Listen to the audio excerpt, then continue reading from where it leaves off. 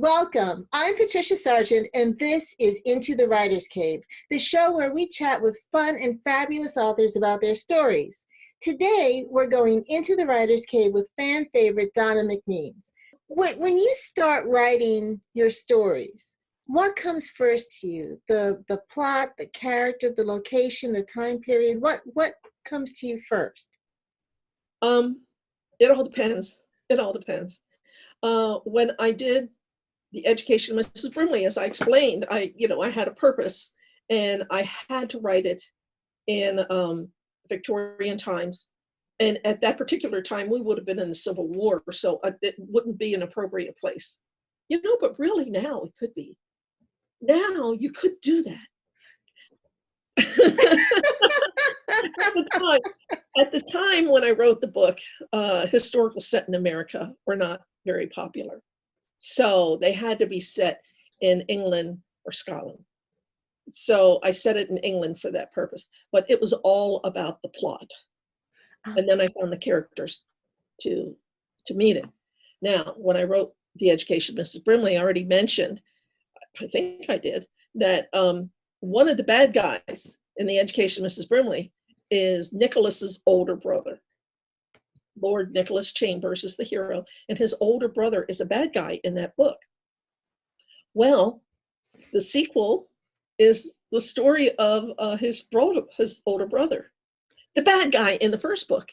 So because it was a brother, I was given the character ahead of time, and I had to change him. I had to turn him around so that he would be a hero, teach him the value of being a hero, and I had to give him a heroine who was tough enough that could stand up to him and really bring him to his knees. That was my goal. I love when authors do that. When they make the anti-hero have an experience to turn them around. I love it. Right. So that's what I had to do because my editor said I want a sequel. So I didn't see how else I could have a sequel but to use the brother. So in that case, I started with the character and had to form everything else around it. So that's the plot, the setting, the city, New Orleans. New Orleans is certainly worthy of several books. Oh, yes. It is an amazing city.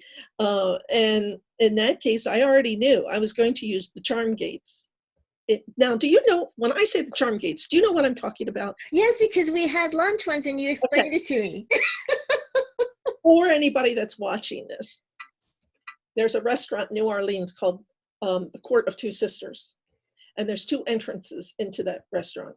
One is off of Bourbon Street. I figure everybody in the world already knows about Bourbon Street, and it's kind of wild. But the other ones, you would come right into the courtyard, find a seat, and you'd be there. The other one is off of Royale, and you'd come in through like a hallway to come into the restaurant. And when I was first there, the hallway was strictly bare. It was the kind of place that you'd walk into and you'd wonder if you really should be here. And if it wasn't for the maitre d' at the end of the hallway, I was with somebody else, waving us forward, I think we probably would have turned and left. It was just bare plaster. There was some graffiti on the walls, some brick. But anyway, as we got nearer to the maitre d', there were some iron gates, metal gates on the side, and they had a little wooden sign on them, and they said, "These are the charm gates." These gates were blessed by Queen Isabella, so that all that touch them will get the charm, will gather their charm, receive their charm. And I thought that was cool. I really thought that was cool. Very cool, yes. Took a picture of the gates and the sign, and I have a picture of me hanging on to those gates for dear life. I wanted my husband, I do have charm.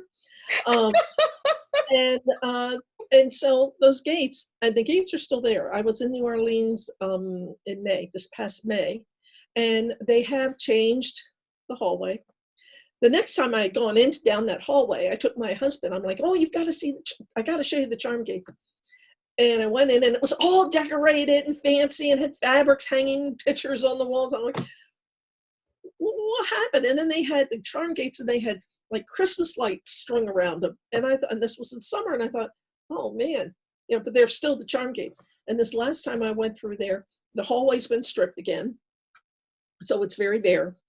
And the gates, they separated the gates. They're not both together. They're on each side of the hallway, as if they could actually swing back and forth. But I don't think they have the lights all over them. So there must have been a change of management. Must have been. Somebody with good sense moved it. Anyway, so that was the location inspired the story and how to come up with an interesting story utilizing those charm gates. I love that. I think that you bring up a really good point, that truly what sparks the story, it depends on the story. Yeah, it does. It does. And it's the spark. It's all, and it's the idea, the initial idea, and then the initial idea of what you want to do with this story. And a lot of times I'll write that down and I'll stick it somewhere near my computer to remind me, because sometimes it's really easy to get away from what got you excited about that story in the first place. So I put it up there, and that was the whole problem with the sequel to Bound by Moonlight. It was a dark book, and it was taking me places I didn't really feel comfortable going to. And then I would look at what I liked about that idea in the first place, and it was not dark. It was fun. And I'm like, I have to get back to that. I can't write this book until I can get back to that lightness again. So that one got shifted and put on hold. But in the meantime, I did write a novella, and it's called Blame the Moonlight. And it's a modern day, it's not historical, it's a modern day person that can turn invisible in moonlight, and the struggles they would have. Very cool. Very cool. Every now and then I write contemporary.